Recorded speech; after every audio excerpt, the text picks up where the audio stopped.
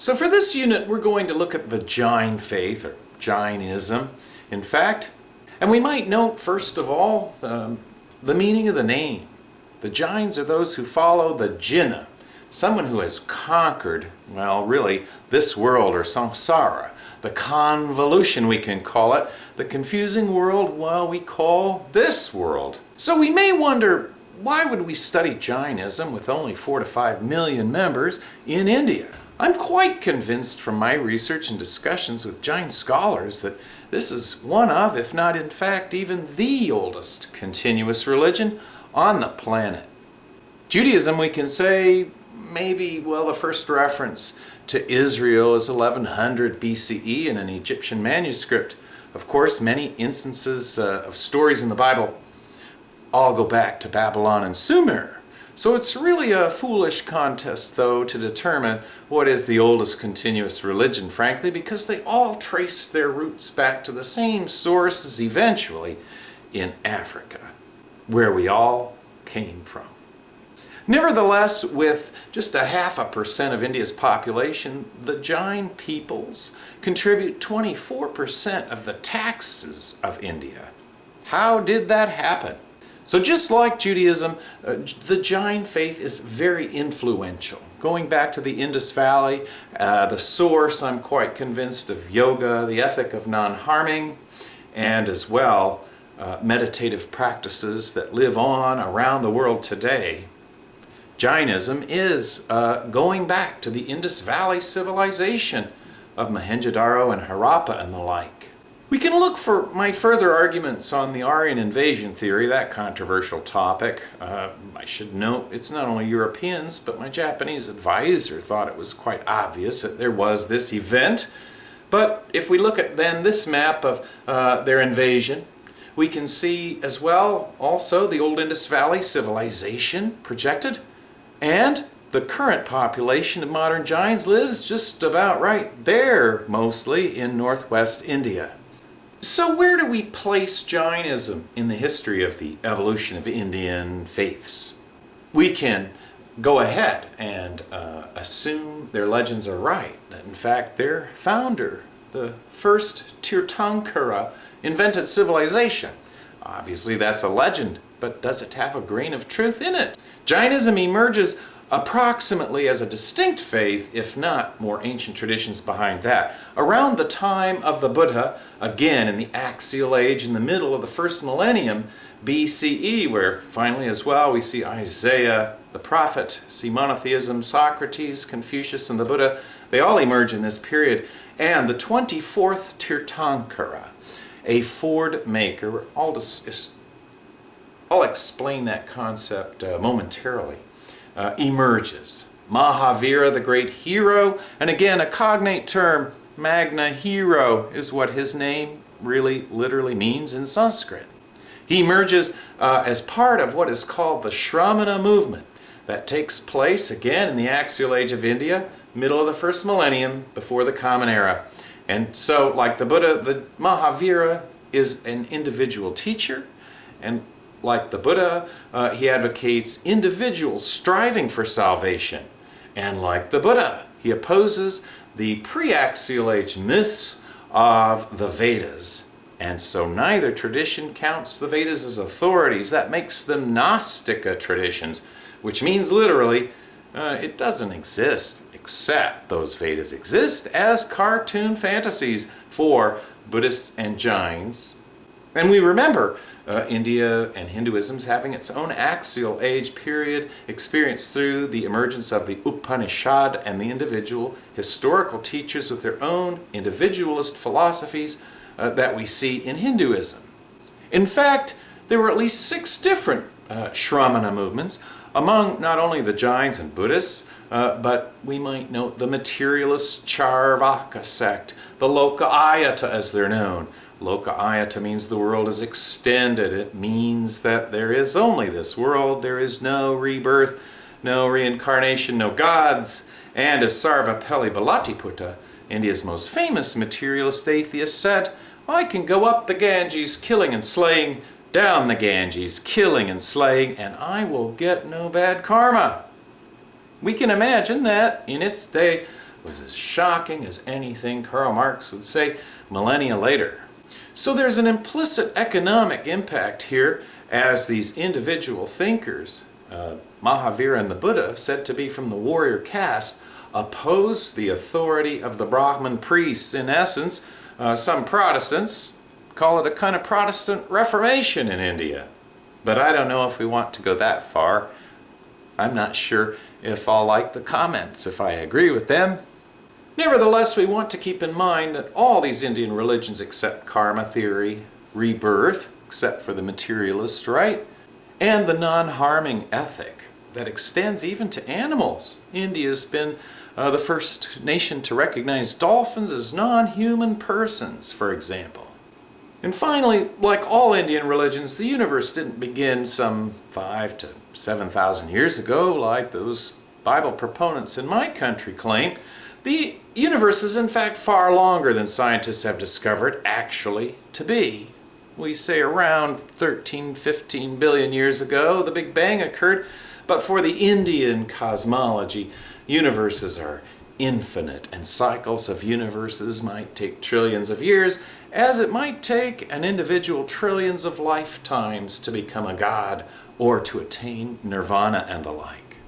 We can see just in these images a clear difference between Vishnu and his many avatars, as we discussed in the last unit, and then Shiva, well, the wild man of the woods meditating here, is sort of in between the Vaishnava view and the striver movements, we might say, of the Jain and Buddhist faith. And here we can see Mahavira and Siddhartha the Buddha are hardly distinguishable, really, in these two sculptures. And they are individual teachers, and they'll never be seen with consorts, wives, or children, and the like. There is a certain sense we could see this whole tumult economically and religiously and politically in the Axial Age of India as a return of the indigenous people's views. So now, how does the Jain faith function, we might say, to save people? Here we can see an example of the fivefold mantra, the Namokar or reverence mantra, where who are the Jains reverencing? There's no God there. There are sadhus, adepts, teachers, then of course the Arihanta who have cut off passion completely. In other words, Jainism, like Buddhism, is a type of humanistic religion, though neither is materialistic. Again, for the Jains, like all the Indian faiths, the universe is comprised of cycles, but is eternal and unchanging, although the Buddha himself refused to speculate on this topic. So what is the truth of things for the Jain peoples? First, we can note their unique doctrine of Anekantavada. That mouthful means not one view only, but rather there is no view that sums up reality. In the end, we're talking about pure practice of non-harming. The Jain, unlike the Buddhist, refuses to kill root vegetables even, for fear of bad karma. So what is it within us all? The Jain faith can be said to be a kind of dualism, in the sense that this Powell has what is known as a Jiva, a life essence. In fact, literally Jiva means the liver, not the organ processing your beer, but rather the thing that's alive within every living thing. And so we can say the Jiva is Powell-shaped here, but there is an element of ajiva, or non-living matter, particleized over my Jiva. So the reason I have this Powell shape is because my karma has led karmic particles to glue, if you will, onto my Jiva. And by getting rid of these karmic obscurations and ignorance, the standard way to save yourself in the Indian religions, getting rid of ignorance means clearing the Jiva of bad karma, bad thoughts, and all of that. And so, who has liberated themselves from this karmic ignorance that keeps us in existence? Again, a curse for those of the Indian religions, being born again and again and again. It is not immortality, it is doom. And so for the Jain, the focus of veneration, we can't say worship, because a Tirthankara, a ford builder, not the cars, but rather someone who clears the way in the raging stream, the river of life we call samsara. And in our image here we can see some are drowning because they're not focused on the Tirthankara. We can see some venerating the ford maker for guidance through this raging river of life. But even, and of course this is where Jains and Buddhists kind of gang up together on the Hindus, we can see even the gods themselves, the Hindu gods in the clouds, are venerating the ford maker. The ford maker for the Jains has nothing, quite literally nothing, even on his back or bottom. So, as both the Buddha and Mahavira oppose, again, the Vedas, the caste system, express a more equal view for the role of women in society, we can see those still distinctions between those two traditions. We'll find that the Buddhists express the view of no self. There is no Jiva, no pure living essence inside or trapped inside of material accretions. The self for the Buddhist is purely a projection, a fiction, an illusion to be extirpated. And we'll talk about that in the next unit. For the Jains, however, the goal is, after purifying one's jiva, one eventually can enter the siddhashila, the realm of the pure adepts who have likewise cleansed their life essence of obscuration and ignorance. So for the Jain, there's no need to convert masses of people. When one has attained the pure wisdom, one will be reborn in the community of the Jains, so they have no need to convert anyone. Because wisdom can itself, they believe, extirpate bad karma and ignorance in an instant. One does not need the mediation of the Brahmin priests or live countless lifetimes as a farmer or a merchant and the like. And so for the Jain sadhu, or saint if you will, for lack of a better translation, all things are transitory, as Mahavira said. Everything is in flux and flow except for your life essence, and that's why letting go of everything is the liberation the Jain person seeks. To become kevala jnana, or pure wisdom. And thus part of that is doing unto others as others will do unto you. And we can find these as quotes among the sayings of Mahavira, along with the idea that killing any living being is tantamount to killing your own self, because all jivas are considered to be equally valuable and pure in their core. And so I would argue that Jainism and Buddhism both stress the non-harming ethic, however, more than the Hindu tradition, because we have in, again, as we saw last time, the advice of Krishna to Arjuna to kill his relatives because it's his caste duty. We'll see nothing like that in the sayings of the Buddha or Mahavira of the Jain faith. As I say, they differ, though, on whether plants are sentient, and I'm afraid the Buddha did not think so, and the Mahavira and ford makers all did, even though now science knows plants do have ways of screaming when you pull them. So as we look at these Tirthankaras, we can note they're all born of the house of the sun, the race of Ikshvaku. Now, the thing is, of course, everyone who's anybody in India was born of the Ikshvaku clan, originally a legendary family from long ago. So we're told the first of the 24 famous ford makers, the Tirthankara, was Rishabdev, who, legend has it, invented civilization and agriculture and all the products of civilization, believe it or not. And thus, we see some credence again to the Jain belief that they go back to the Indus Valley civilization. We see further evidence in the legend of Bahubali, the second ford maker. We're told that at a certain point, his brother Bharat wanted his land.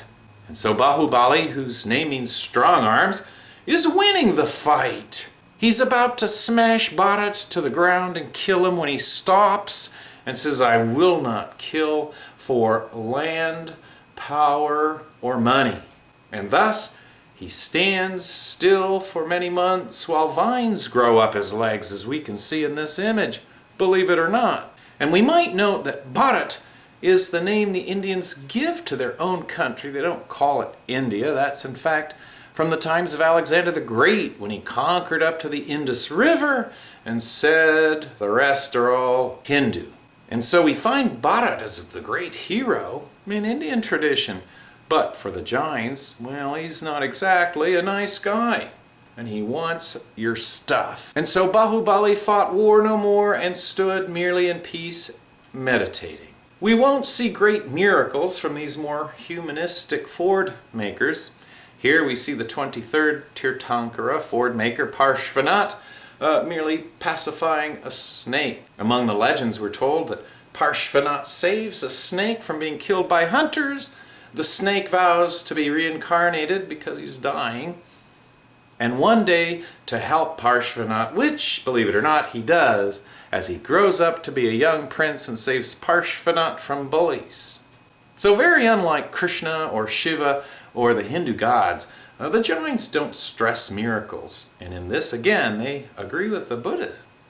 So here's a Jain analogy to how do we become saved? Well, liberated in their case. The Jain tradition expresses our material physical bodies, the Jiva factor, as analogous to a house. The house then is our body, and the people inside the house are our jivas, the living essence. Good deeds are like a pleasant breeze through your house. Bad deeds are like dust in your house. And so if we're covered completely in dust, as these individuals are, we can't see reality clearly at all. And so how do we keep the dust out of our house? We shut the windows and doors. The windows and doors are our senses to the outside world, where we might be tempted to collect a lot of money, or power, or even romantic love. And so how do we clean the dust from our house? Well, we do that through the strict practice of non-harming. And that extends not only to insects again, but root vegetables. And so if we're really cleaning the house, we're eating fruits and nuts, or if we believe some of the legends and even, well, some of the scientific studies, some live on breath alone, believe it or not. When it comes to what is deemed harming, I think many will disagree with the Jains. They will say that even self-defense, intentional violence is of course pretty clear-cut. We see this tiger having killed intentionally its prey and is now eating it. Then there's vocational violence. A police officer or a soldier cannot escape committing violence. That would also, though, go for the Jain faith for the butchers. This dog digging in the ground is committing accidental violence, believe it or not. And even protecting oneself from a killer is still considered a type of violence that will slap karmic particles on your otherwise pure jiva or living essence. As part of the Jain understanding of truth, there is this famous parable, and not many know that it has Jain origins. The parable of the blind man and the elephant. The blind men are those followers of all the other religions. They feel part of the elephant for sure. One blind man feels the tusk, and he might say, well, that's the truth of Christianity. Another blind man might feel the tail and say, well, you know, ultimate reality is like a rope. We could analogize that, let's say, to the Hindu faith. Buddhists might say, no, reality's more like a pillar. And the point being is that each religion or philosophy is only touching on part of the truth. And again, for the Jains, truth is not expressed in a view, but in the pure practice of ultimate detachment and non-harming. So we do have these two more famous sects of Jain faith, the Digambara, which literally means clad with the directions, north, south, east, and west. Sometimes they're called sky-clad because they're clothed, well, with nothing. From our point of view, that emperor has no clothes. But from the Jain point of view, these holy individuals are connected directly with the rest of the universe with no mediation. And around a couple of hundred years after, again, the 24th Tirthankara Mahavira, we see a women's movement emerge.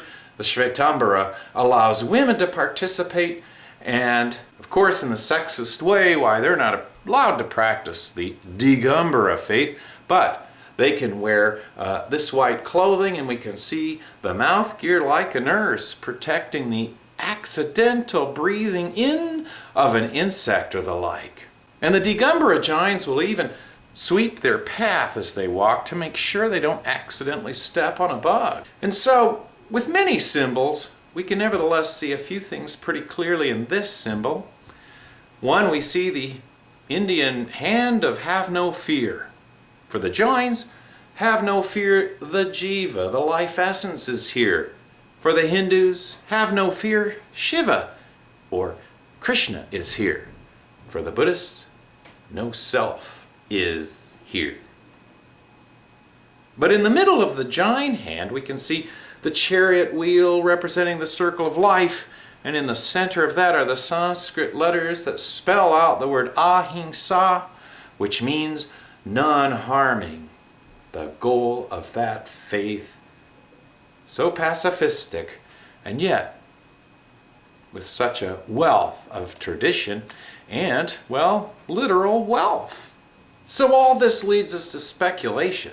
Why is it that Buddhism and not Hinduism or Jainism spreads to Japan, Vietnam, Korea, Thailand, Sri Lanka? The list is too long to bore you out with that.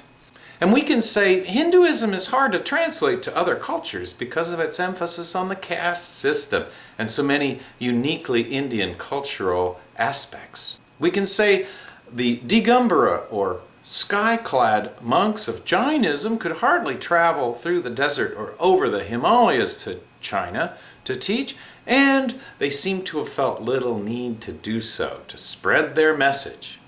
Then we can note the uncanny resemblance in many ways of Taoism to Buddhism, prompting the early Taoists to look at Buddhism as in fact the product of the reincarnation of Lao Tzu, their founder, in India.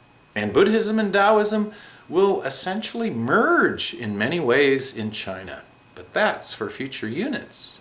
The Buddha, as many of our Axial Age philosophers did, again, Confucius, Socrates, and the like, created a philosophy that could travel, could really be participated in by anyone really around the planet, since it's individual and it is philosophically and experientially based. It does not rely on sacred scriptures like the Vedas. So those are the key things, I think, about which to be aware when thinking about the Jain faith. Small but powerfully influential.